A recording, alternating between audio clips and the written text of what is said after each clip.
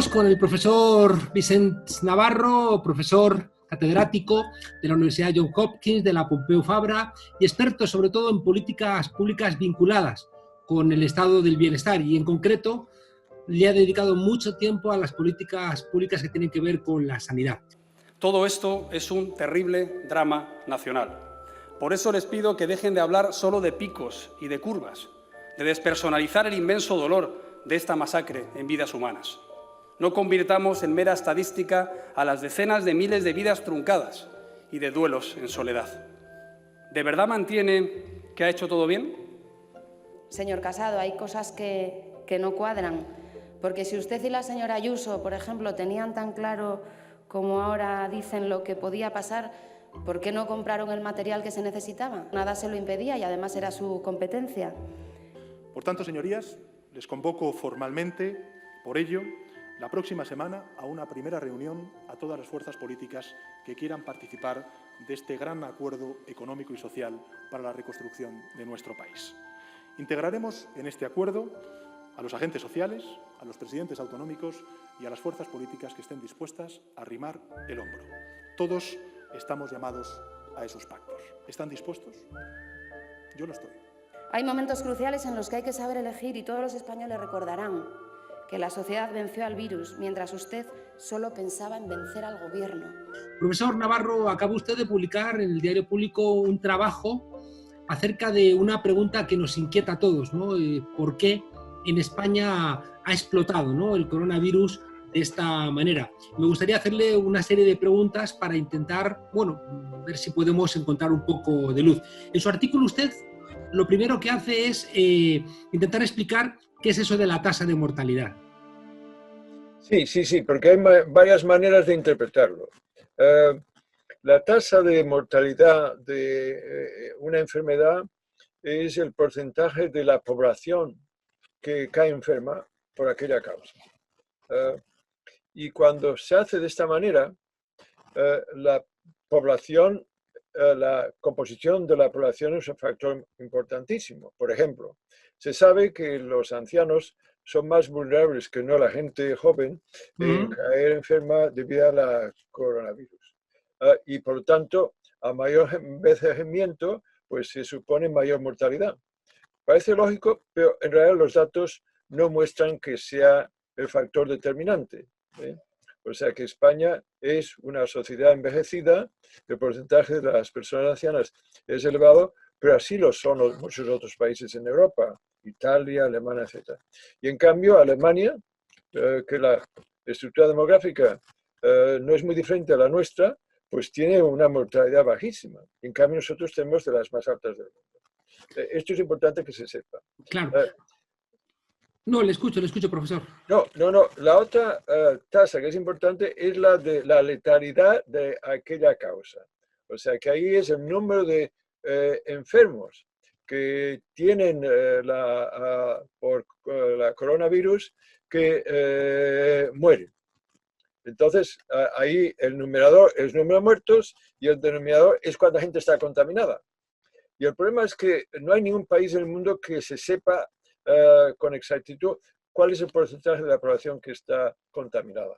Algunos lo saben más que otros. Alemania, Corea del Sur, en China algunas provincias, pero ahí es un tema muy importante, pero que no sabemos con exactitud.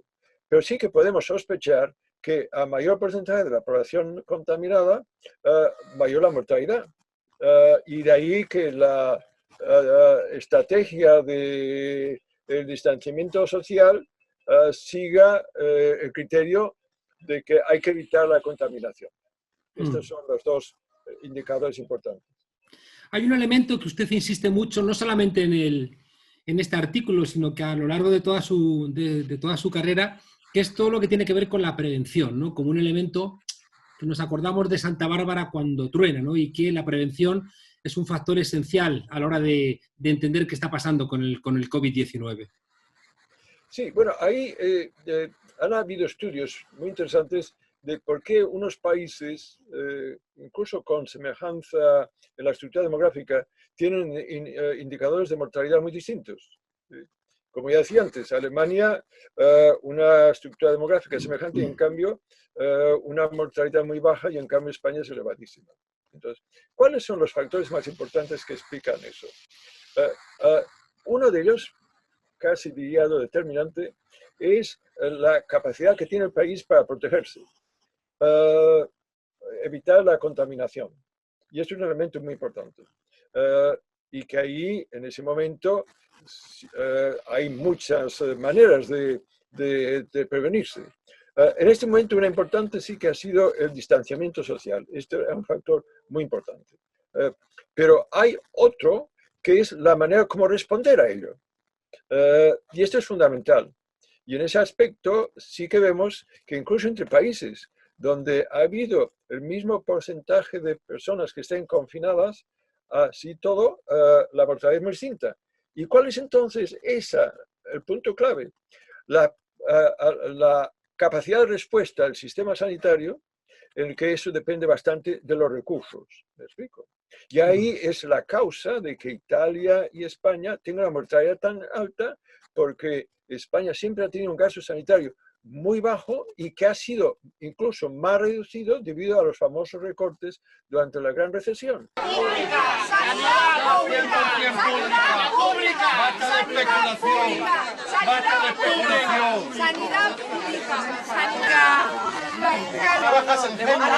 ¿Le vota? Por favor, guardemos las distancias, que no quiero nada con Queremos usted. sanidad pública sin El voto es secreto, el voto es secreto. Vale, voto es secreto. Voto es secreto. Menos quitar camas. Sanidad pública, sanidad. ¡Fuera, fuera, fuera, fuera, fuera! Y esa es la causa principal de que tengamos una mortalidad tan elevada. Tenemos un sistema universal muy bien diseñado, pero con gran pobreza de recursos.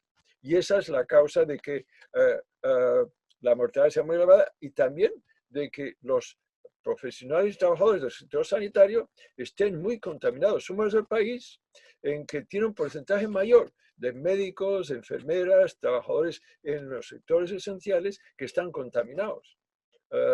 Esto es indicador de la insuficiencia de recursos. Claro, es decir, lo de la contaminación de los trabajadores del servicio sanitario tiene que ver directamente con la falta, pues eso, de tapabocas, de batas, de guantes y de material adecuado. Exacto. El gran déficit que tenemos de mascarillas, el gran déficit que tenemos de respiradores, responde a esa insuficiente de recursos. O sea que en ese aspecto... Sí. Usted señala también que hay una relación directa entre, más que contagio, la letalidad está muy relacionado al gasto público, ¿no? Estados Unidos, creo que usted dice que el 4,5%, España un poco más del 6%, en comparación con Alemania hay casi 3 puntos de diferencia de gasto público en sanidad. Sí, es el gasto, pero incluso más importante es el tipo de gasto, porque puede ser gasto privado o gasto público, ¿no?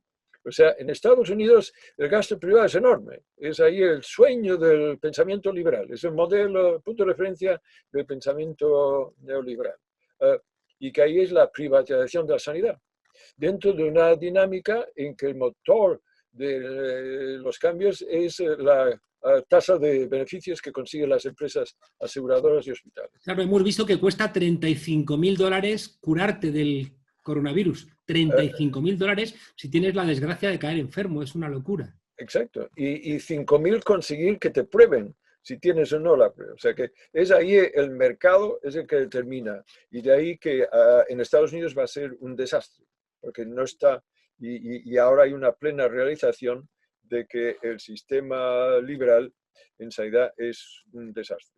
Pero aquí en Europa lo que vemos es que el gasto público es muy bajo. También en Estados Unidos el público es muy bajo. Y aquí el gasto público es mayor que el privado, pero es que el gasto público es muy bajo. Y es ahí el tema de que se ha incluso reducido más. ¿Y qué quiere decir el gasto público se ha ido más bajo? Pues que el número de profesionales ha bajado, tenemos datos, el número de enfermeras ha bajado, el número de camas hospitalarias ha bajado, el número de unidades de especial atención ha bajado, de cuidados intensivos ha bajado. Claro, y entonces ahí el personal que está en el sector sanitario está sobrecargado. Y ese gasto, pues que el número de respiradores es muy bajo, las mascarillas, una cosa, o guantes, ha sido un auténtico problema, y ahora han tenido que ir rápidamente a comprarlo a nivel internacional, etcétera, etcétera. Hay una cosa que usted plantea que es paradójica, y es que ese 20% de gente más rica que podría confiar en la sanidad privada, en una crisis de estas características no tiene ninguna garantía en esa sanidad privada. Totalmente. O sea, que lo que se ha mostrado en esa pandemia son las enormes debilidades que tiene el sistema sanitario español, y que se traducen en que un sector público que tiene un carácter universal, lo cual es de aplaudir, que está haciendo una gran labor, pero claro, con muy pocos recursos. Ahí está. Pero luego hay la medicina privada, que sobre todo al sector más pudiente, con renta mayor en la sociedad, y eso se ve muy bien, por cierto, cuando analizamos la distribución de la enfermedad en España en varias ciudades, que hemos documentado, y en el artículo documento, cómo los barrios obreros tienen unas tasas de morbilidad de enfermedad mucho más altas que no en las clases medias o en las clases más pudientes. O sea, que en ese aspecto. Bien, esa clase pudiente va a la privada y se cree que ya lo tiene resuelto. Pues no lo tiene resuelto. Ahora está muriendo mucha gente de las clases altas. ¿Me explico? Mucho menos, y eso en sí es denunciable, que no las clases obreras, que allí la mortalidad es tremenda. Claro, una cosa que usted ha trabajado, que es la diferencia de esperanza de vida, ¿no? En virtud de las clases sociales, esas cifras se van a agravar, supongo, de manera clara con esta pandemia, ¿no? Porque es verdad que el coronavirus contagia de una manera democrática, pero no mata de una manera democrática, mata mucho más a los sectores trabajadores. Sí, no es una manera muy gráfica como lo presenta usted. Pero quisiera terminar la observación anterior de lo privado y lo público. O sea, aquí en España tenemos el 20, 25, 30% de la población, en algunas partes como Cataluña más elevado, que van a la privada. Y son la parte de la ciudadanía que tiene una mayor renta. Y se creen que con esto ya pagan menos impuestos y que tienen su problema resuelto. La pandemia ha mostrado que no lo tienen resuelto. También caen muertos. De ahí que esa dicotomía, dualidad del sistema español, de la privada y la pública, se ha mostrado que la privada, que parece que sea mejor que la pública en cuanto a menos tiempos de espera, cosas que son importantes, pero en cambio, en cuanto a la calidad, es peor que la pública. Y el hecho lo demuestra que cuando una persona va a la privada, si cae muy enferma, la misma clínica privada lo lleva a la pública. ¿Me explico?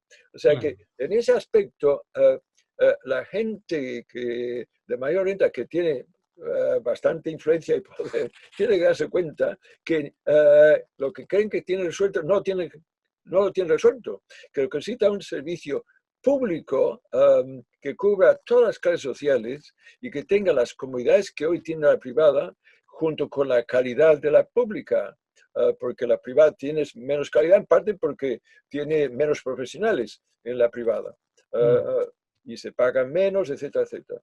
Entonces, ese es el reto que la pandemia ha mostrado. Se necesita un servicio público extenso que esté preparado para situaciones excepcionales y que sirva a todas las clases sociales. Y es para el beneficio incluso de la gente pudiente, que cree que tiene el problema resuelto y no lo tiene. Una última pregunta, profesor, para despedirnos. Usted ha planteado que ha habido una cierta descoordinación que puede tener que ver con la descentralización, ¿no?, de la sanidad en las comunidades autónomas, algo que para algunas cosas parece positivo, pero que a la hora de enfrentar una pandemia de estas características, igual que criticamos que no haya una respuesta europea, las dificultades para que haya una respuesta estatal también parece que van en una dirección que no es la correcta. Sí, ahí hay otra observación muy pertinente. Hay varias observaciones a realizar a este nivel. Uno es de que se tiene que evitar esa situación que cada comunidad autonómica tiene que espabilarse por su propia cuenta. Esto es un error profundo, de que las comunidades se creen que el problema ha sido que el sistema está demasiado centralizado. No, antes al contrario. Porque fíjese que hay un enorme déficit hoy de estos materiales a nivel mundial. Entonces, encontrar que Cataluña está compitiendo con Galicia, que está con Andalucía, intentando comprar las pocas mascarillas que hay en el mercado internacional, esto no favorece al productor de mascarillas, pero desfavorece al que intenta comprarlas. O sea, esto ha pasado en todos los países. En Estados Unidos, los estados compitiendo y ya se han dado cuenta, oiga, no, el gobierno federal tiene que intervenir ahí y muy masivamente. Lo mismo en España. Y el otro es que ahí quiero hacer una observación que quiero que se entienda bien. No quiero que se malinterprete. Pero creo que hay que criticar a aquellas fuerzas políticas que a veces basados, por ejemplo, en Cataluña, que creen que el problema es Madrid. Esta mentalidad que tiene unos fines sectarios, partidistas, crea una dinámica que es totalmente contraproducente incluso para la propia Cataluña. En ese aspecto se está intentando politizar una situación que tiene que denunciarse, porque además se responsabiliza al gobierno actual de la elevada mortalidad, lo cual es de una incoherencia tremenda. El problema está en los gobiernos anteriores que siguieron unas políticas de austeridad que han debilitado, empobrecido a la sanidad para poder responder a esa crisis. Lo mismo en cuanto a esta descentralización. Lo que se requiere en este momento es precisamente una unidad en la respuesta bajo una dirección. En este momento tiene que ser el Estado central, porque es el que está en situación más poderosa para poder resolver algunos problemas, que por cierto no puede depender solo de comprar en el exterior. El Estado tiene que intervenir para asegurarse que se crean estos productos que están necesarios y que van a ser muy necesarios. Por ejemplo, el problema de las mascarillas.